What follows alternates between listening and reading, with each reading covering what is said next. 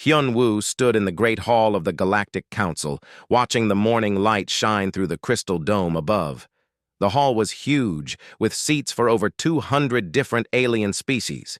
Some seats held creatures with many arms, others had beings made of living light, and a few had robots that spoke for their masters back home. As the human ambassador, Hyun-woo had one of the smaller seats near the middle. Humans were still new to galactic politics, only joining the council 3 years ago.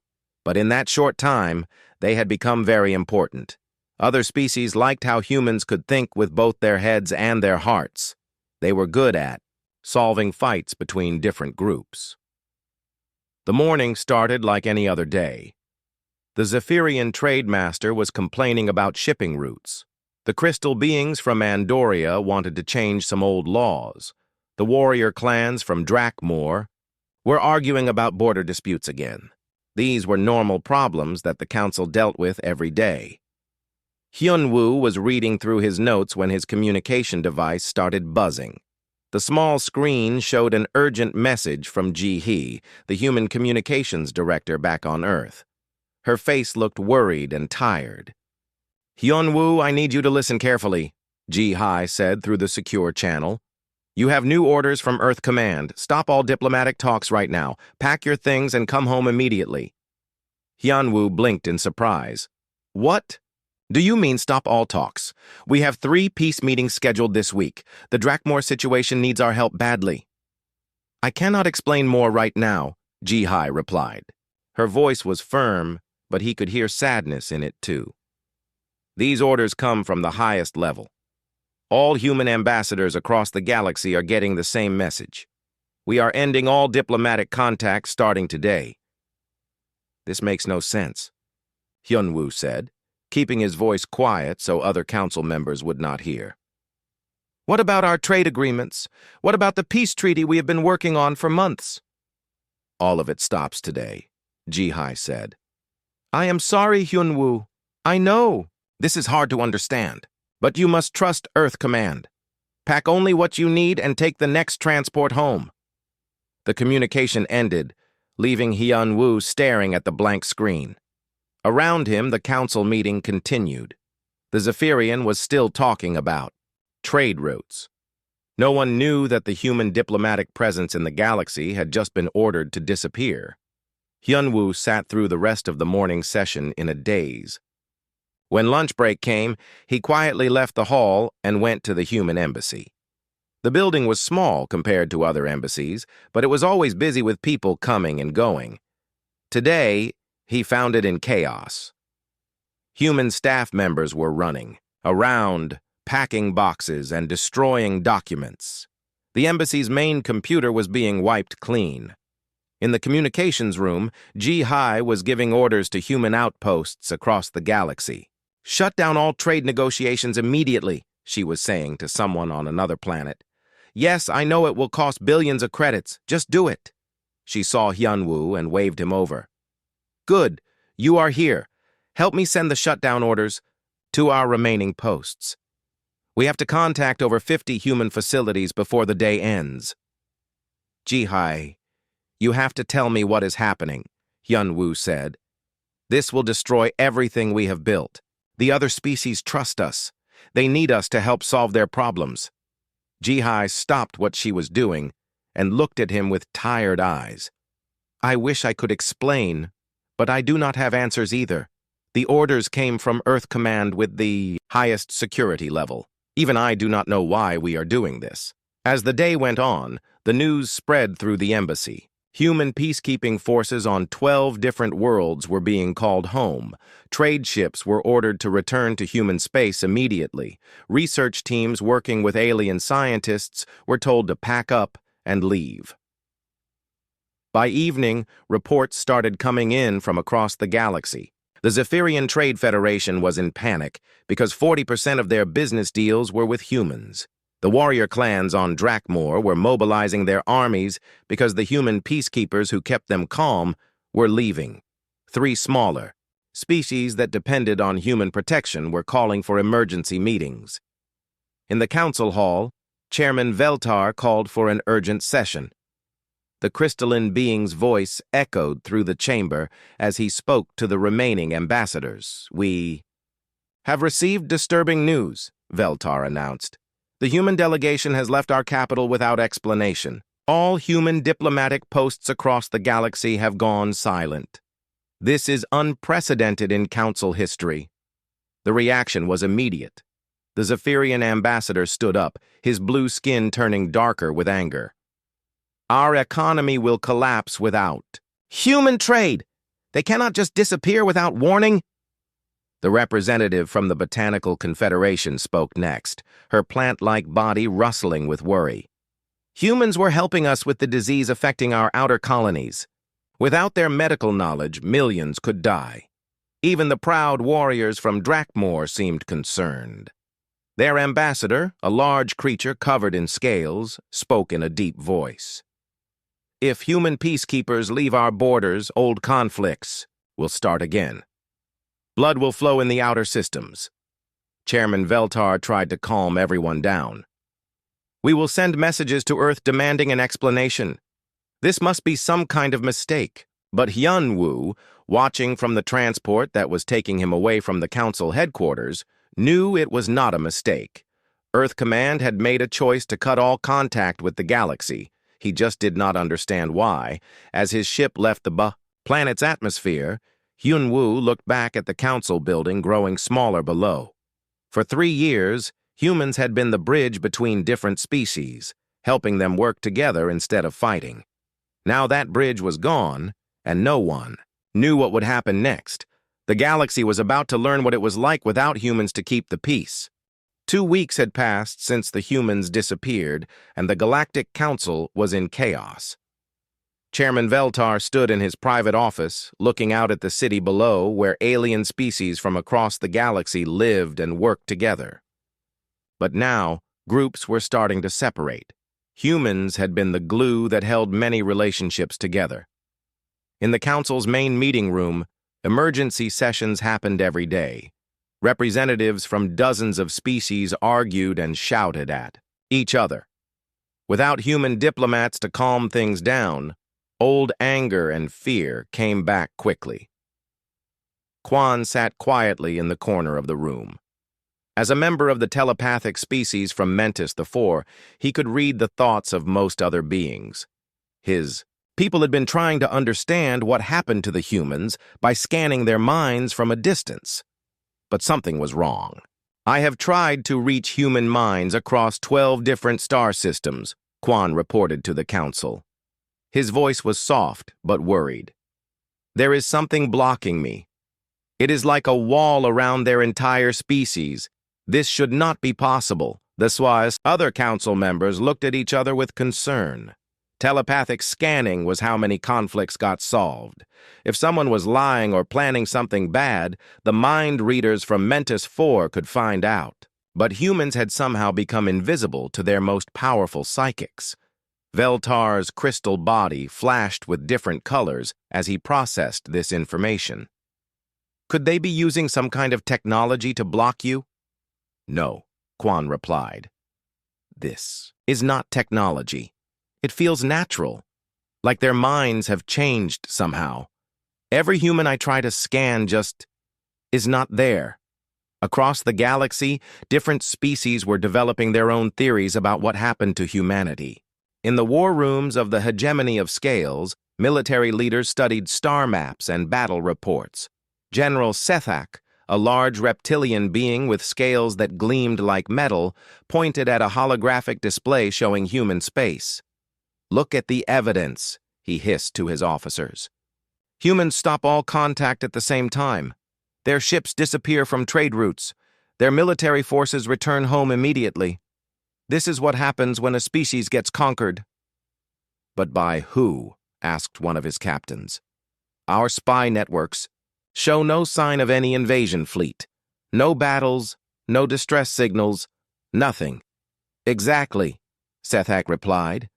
"Whatever conquered them was so powerful that humans could not even fight back. This new enemy might come for us next." The reptilian military began moving their fleets to defensive positions, preparing for an unknown threat that might or might not exist. Meanwhile, in the computing centers of the AI collective, thousands of artificial minds worked together to solve the human mystery. The Theta-class AI units were the smartest computers in the galaxy, able to process information faster than any biological brain. Unit Theta 7742 presented its analysis to the collective. Probability calculations show a 67% chance that humans have discovered new technology.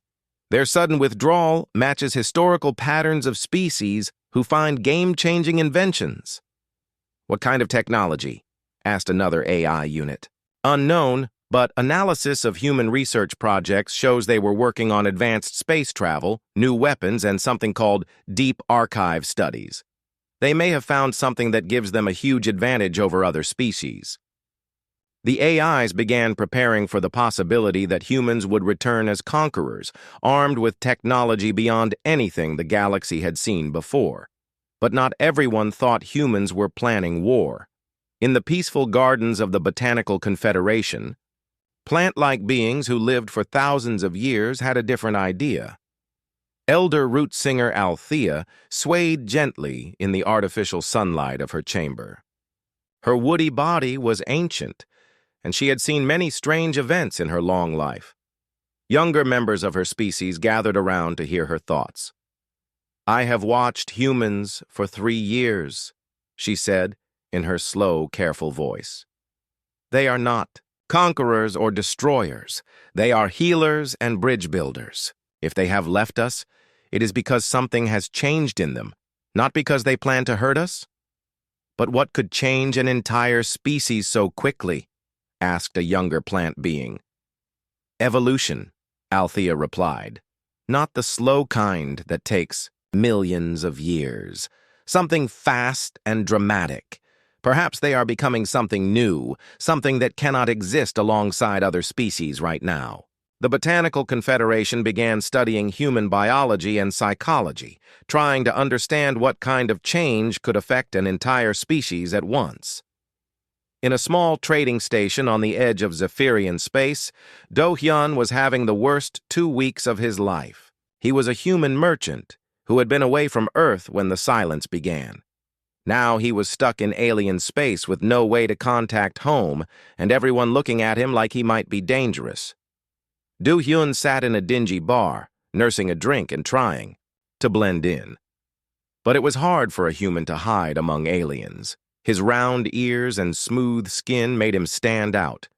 3 different groups had already tried to capture him, hoping to get information about what Earth was planning. "I keep telling everyone, I do not know anything," Do-hyun said to Zell, the bar owner who had become his only friend in this situation. Zell was a friendly creature with tentacles instead of arms and big, kind eyes. "I believe you," Zell replied, wiping down glasses with his tentacles. "But others think you must know something. They say humans always work together, always have a plan." Do-hyun laughed bitterly. "If humans always work together, why did they leave me out here? I have sent 100 messages to Earth and gotten nothing back, not even an automated response." That was what scared Do-hyun most. It was not just that Earth was not answering. It was like Earth had stopped existing entirely. All the communication networks that connected human colonies were working fine, but Earth itself was silent. Back on the research station Kepler 7, Soo-jin was facing similar problems. She was a human scientist who had been working with alien researchers on new medical treatments. The project was important work that could save lives across multiple species. But now her alien colleagues looked at her with suspicion. Dr. Vorthak, a brilliant researcher from the crystalline hegemony, had been her friend and partner for over a year. Now he barely spoke to her. "Soo-jin," Dr. Vorthak said during their morning meeting, his crystal body dim with worry. "The station commander wants to talk to you today. They are concerned about security." Soo-jin felt cold fear in her stomach. "Security? What does that mean?" "It means they want to make sure you are not a spy or a threat," Vorthak replied sadly. "I told them you are my friend and a good scientist, but they are scared of what humans might be planning. That afternoon, Sujin found herself in the station commander's office, answering the same questions over and over. Where was Earth? What were humans planning? Was she in contact with her government? I wish I knew, Sujin kept saying. I am as confused as everyone else. But the commander did not believe her. By evening, Sujin was moved to new quarters under protective custody, the door locked from the outside, and guards watched her every move. As the weeks went on, fear spread through the galaxy like a disease. Trade routes that humans had protected became dangerous. Pirates and raiders attacked ships, knowing there were no human peacekeepers to stop them. On colony worlds where humans and aliens lived together, neighborhoods began to separate. Alien families stopped letting their children play with human children.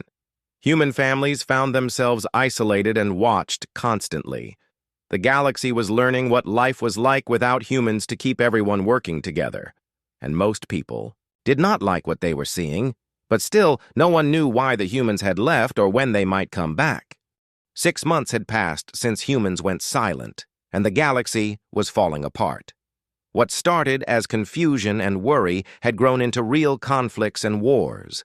The great alliance that kept peace for 200 years was breaking into pieces. In the Outer Rim territories, 3 separate wars had already begun.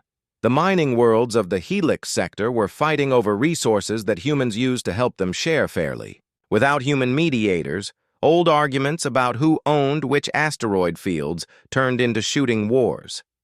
Chairman Veltar looked at the daily reports in his office and felt despair growing in his crystal heart. The numbers were terrible. Over 50 million beings had become refugees, running from conflicts that humans would have stopped before they started. Trade between species had dropped by 60%. Even worse, some species were starting to leave the council entirely. "Sir, we have another emergency," his assistant announced. "The Merchant Guild Wars have started again." Veltar's body flashed dark blue with sadness. The Merchant Guild Wars had been one of the bloodiest conflicts in galactic history.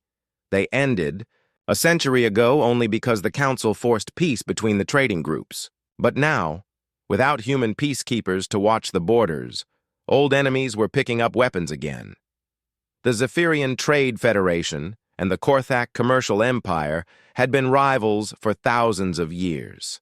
They had fought over trade routes, mining, rights, and customer contracts until entire star systems were destroyed in their wars. When humans joined the Council, they created new agreements that let both groups make money without fighting. Now those agreements were worthless paper. Captain Jorvac of the Korthak Empire stood on the bridge of his warship watching enemy vessels through the viewing screen. His people were insect-like beings with hard shells and multiple arms that could work very quickly. They were excellent traders, but also fierce fighters when needed. "The Zephyrians have taken control of the Nexus trade route," his lieutenant reported. "They claim it belongs to them now that humans cannot enforce the sharing agreement." Jorvac clicked his mandibles together in anger. "Then we will take it back. Prepare the battle fleet for attack." "Sir, this could start a full war," the lieutenant warned. "The war already started," Jorvac replied. "It started the day humans abandoned us." Similar conversations were happening across the galaxy. Species that had worked together for decades were now pointing weapons at each other.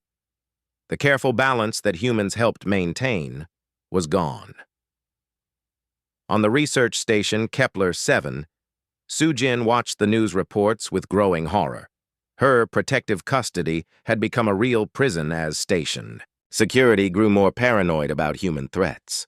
She was allowed to work in the laboratory during the day, but guards watched her constantly.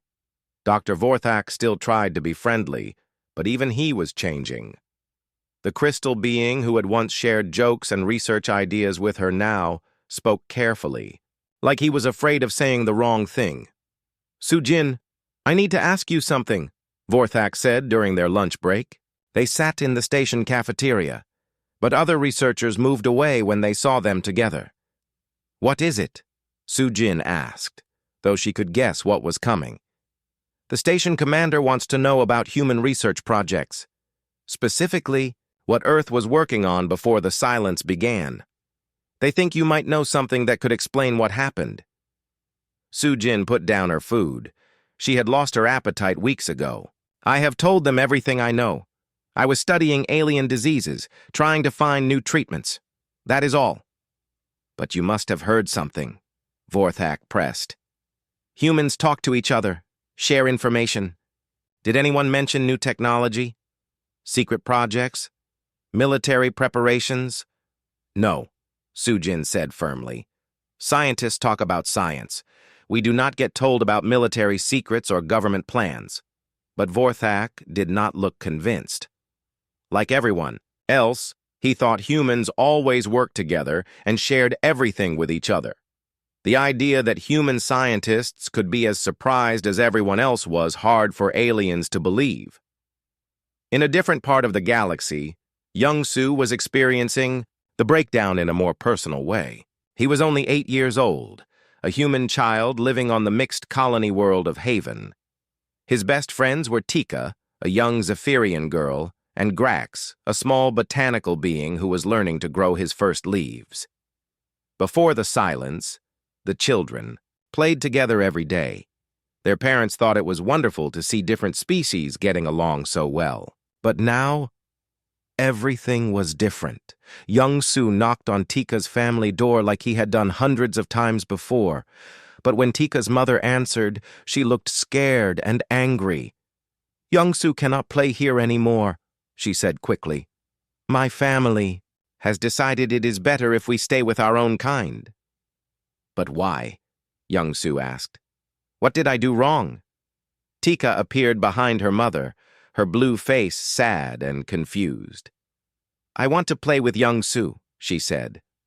No, her mother replied firmly. Humans are dangerous now. We do not know what they are planning. Young Su needs to go home. The door closed, leaving young Su standing alone on the doorstep. He walked to Grax's house next, but the same thing happened. Grax's parent plant told him that human children were not welcome anymore. Young Su went home crying, not understanding why his friends could not play with him. His parents tried to explain, but how do you tell a child that an entire galaxy is afraid of him because of something he had nothing to do with? These personal tragedies were happening everywhere.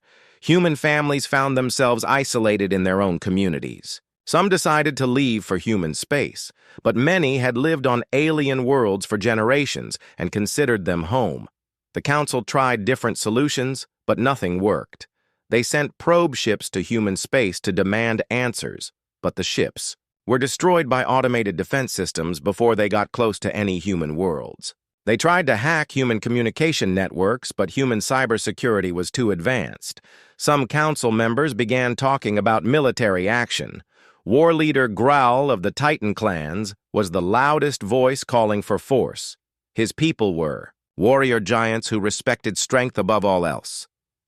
This silence is an insult, Growl roared during a council session. His voice shook the chamber walls. In Titan culture, when someone refuses to speak, it means they are preparing for war. We should strike first before humans can attack us. And start a war with the species that knows our weaknesses better than anyone? Chairman Veltar replied. Humans have been our allies for 3 years. They know our military capabilities, our trade routes, our political divisions. If we attack them, we might be giving them the excuse they need to destroy us. Then what do you suggest? Demanded the Zephyrian ambassador. My people are losing billions of credits every day. Our shipping companies are going bankrupt. Pirates attack our vessels because they know human patrol ships will not come to help us. Veltar had no good answer. The council was supposed to solve problems through discussion and compromise. But you cannot discuss anything with people who refuse to talk. Meanwhile, on the edges of human space, automated defense stations sent the same message to anyone who approached. This area is restricted. Turn back immediately or you will be destroyed. The galaxy was learning a hard lesson. For 3 years, humans had made themselves essential to galactic civilization. They were the mediators, the peacekeepers, the bridge between species that did not understand each other. Their diplomatic skills had prevented wars.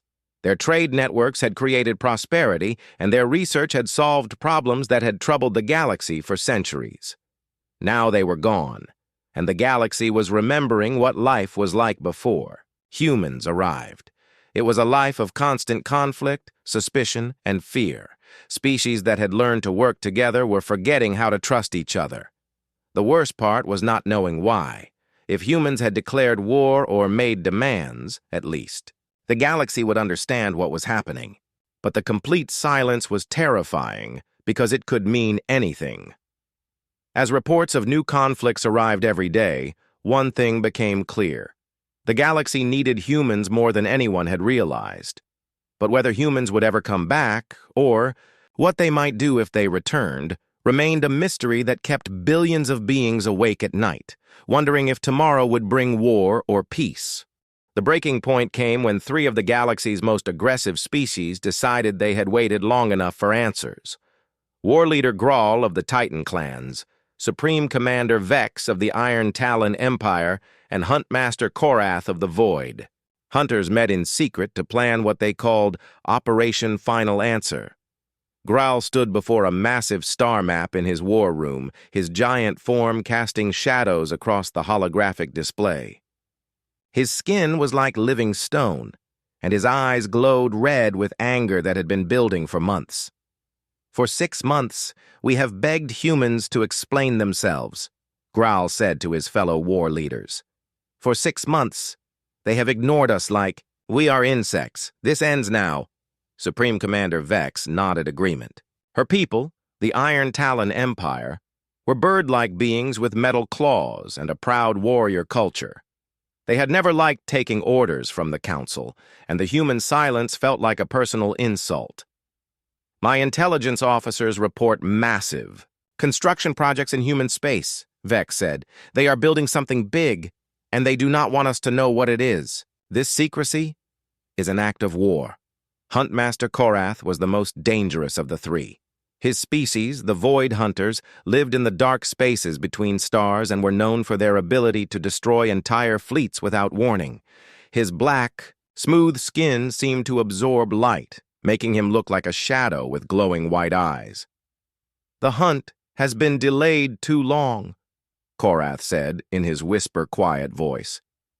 Humans think they can hide from us forever, but nothing stays hidden from the Void Hunters. Together, the 3 species began gathering the largest military force seen in centuries. 10,000 warships from across their empires assembled at the edge of human space. Each ship carried weapons designed to destroy planets and fleets that could win galactic wars. The news of this massive fleet spread quickly through the galaxy.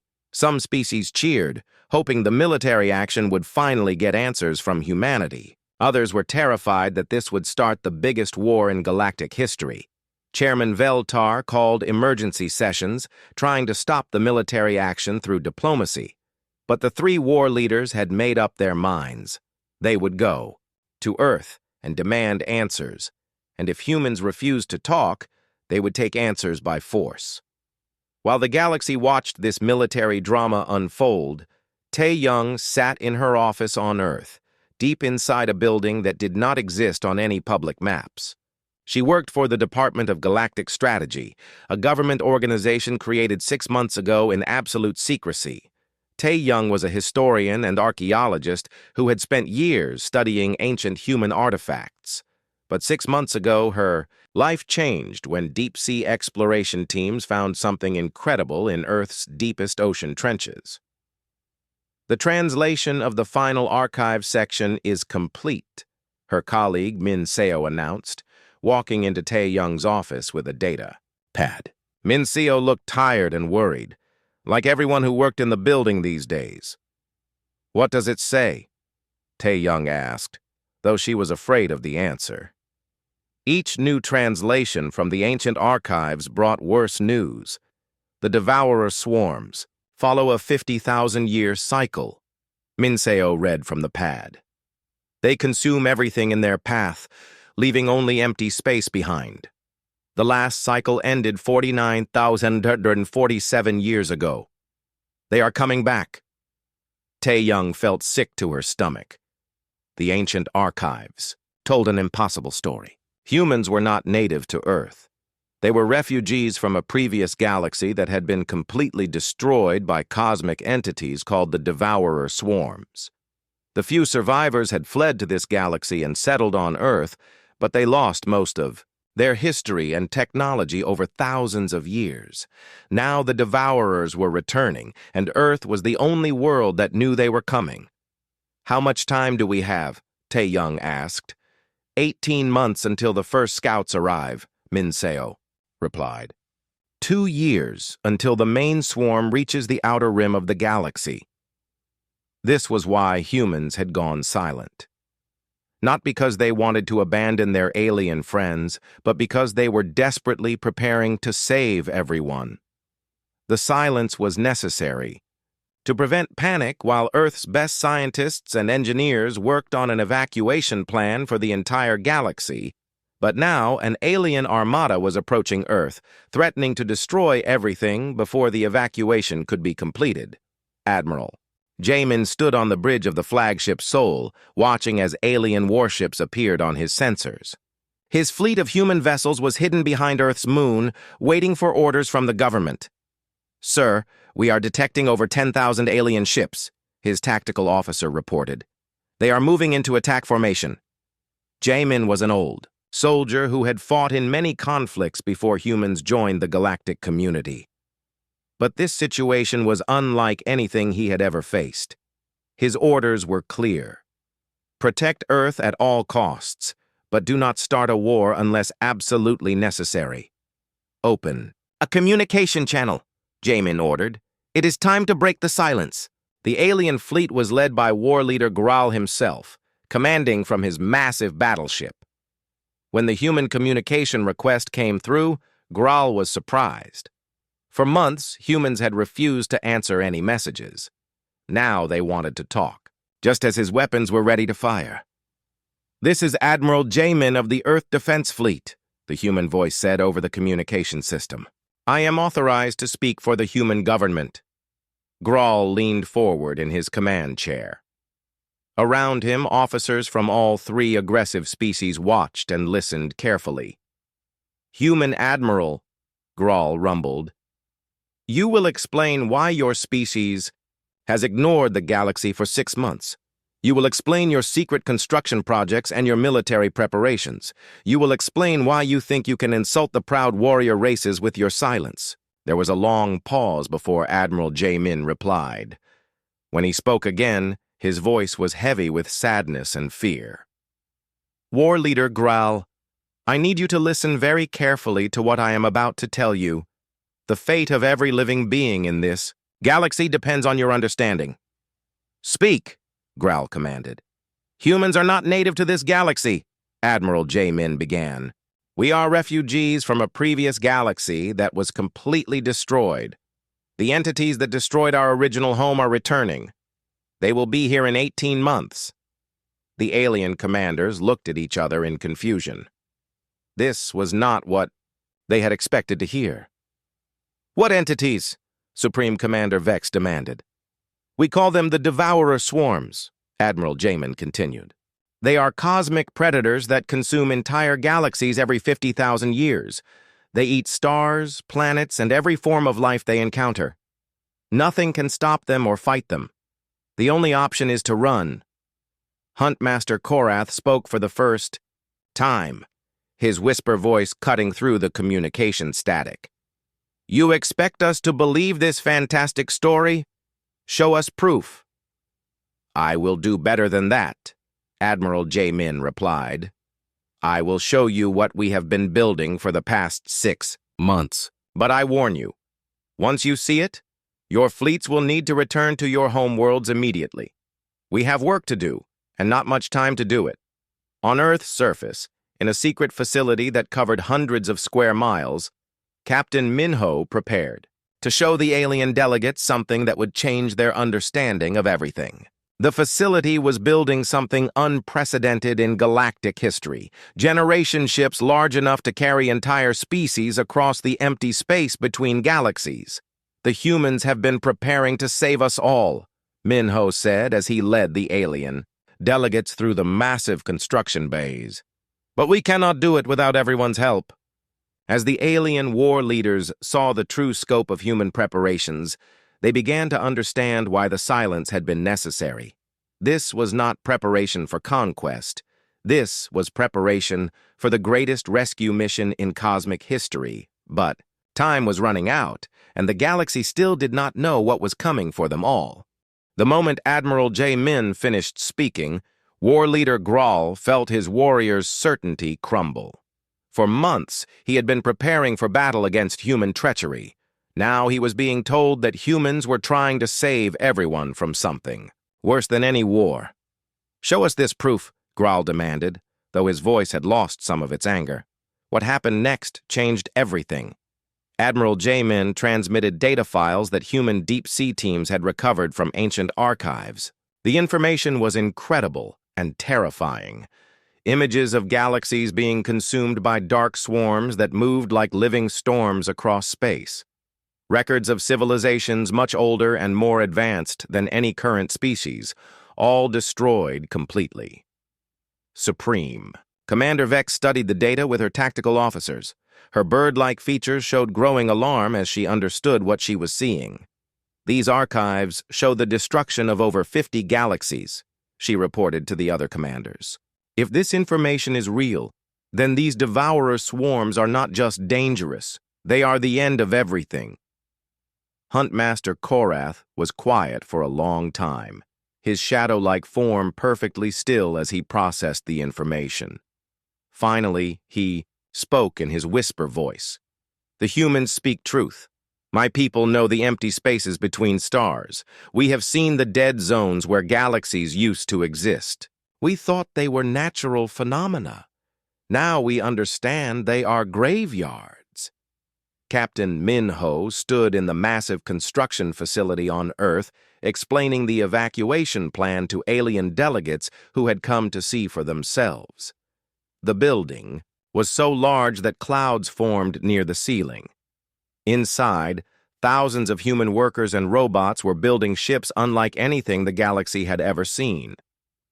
"Each generation ship can carry 1 million beings from any species," Minho explained, as they walked past a ship that was still under construction. The vessel was the size of a small moon, with living areas designed for creatures that breathed different atmospheres and needed different environments.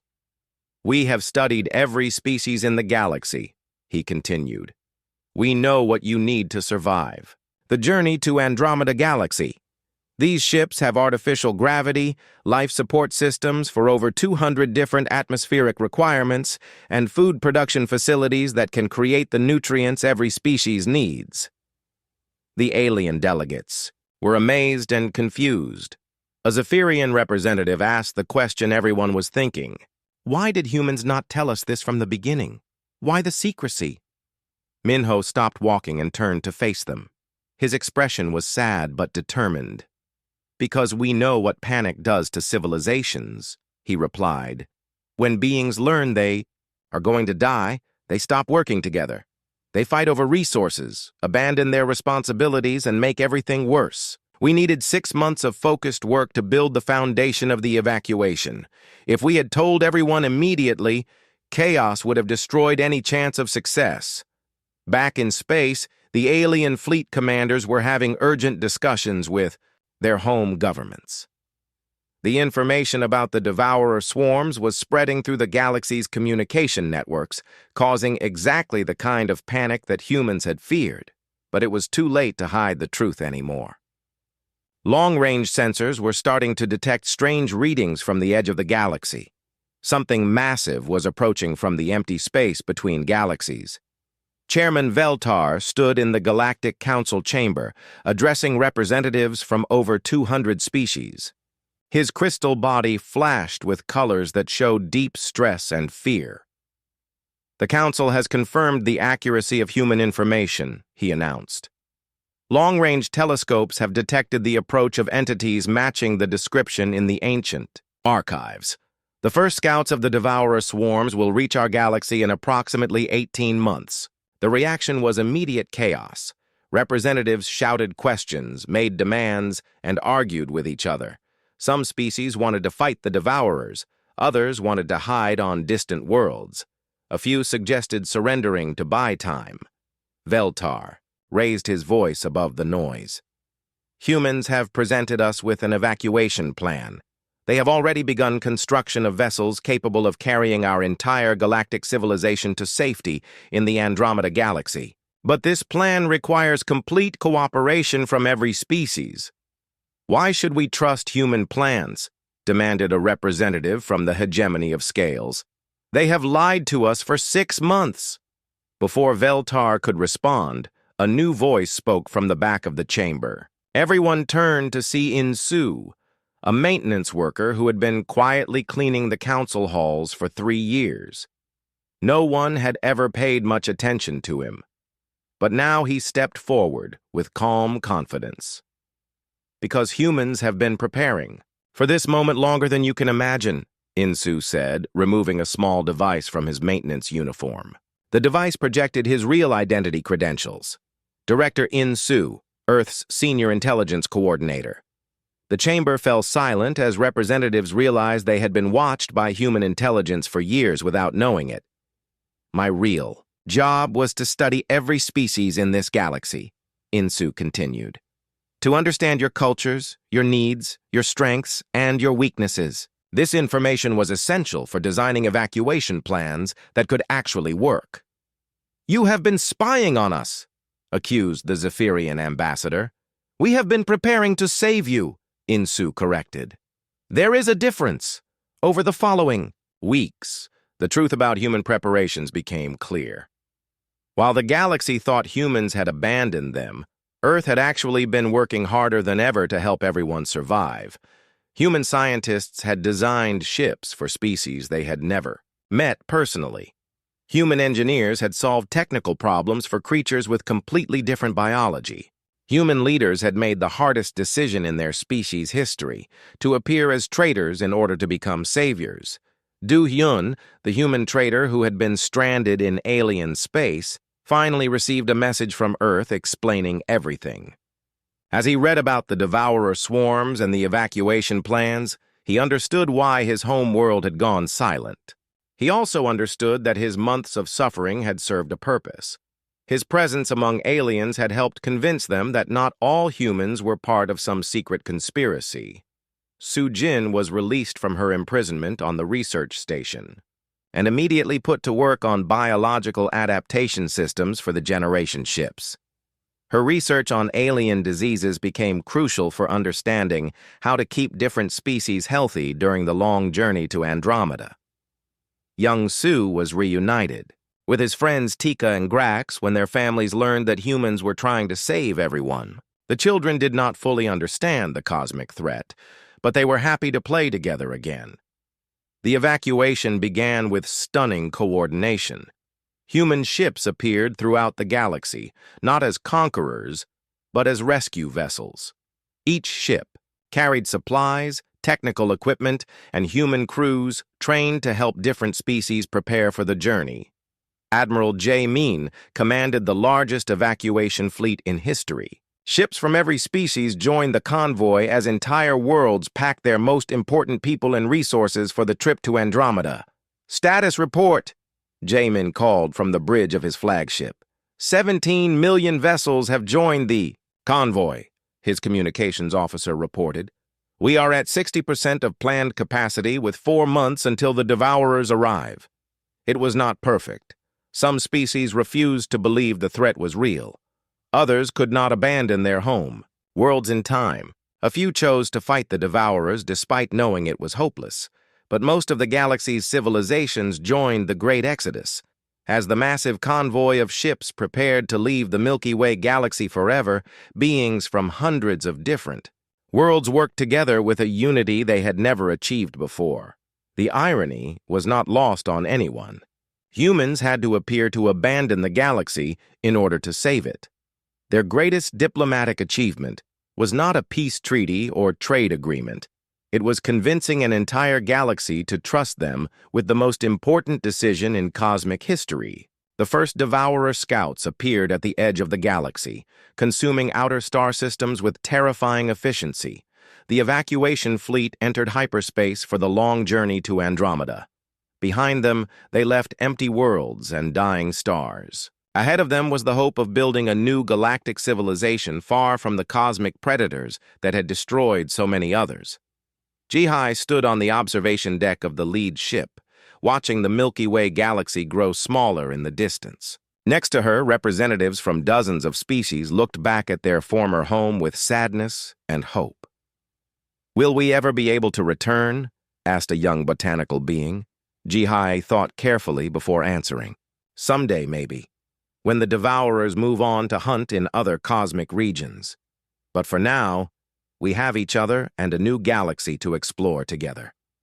The greatest panic in galactic history had ended not with conquest or destruction, but with the largest rescue mission ever attempted. And it had been planned by the species that everyone thought had abandoned them. Humans had learned long ago that sometimes the best way to save someone is to make them think you have left them behind. It was a hard lesson bought with the price of an entire galaxy. But it was a lesson that would help the survivors build something better in their new home among the stars of Andromeda.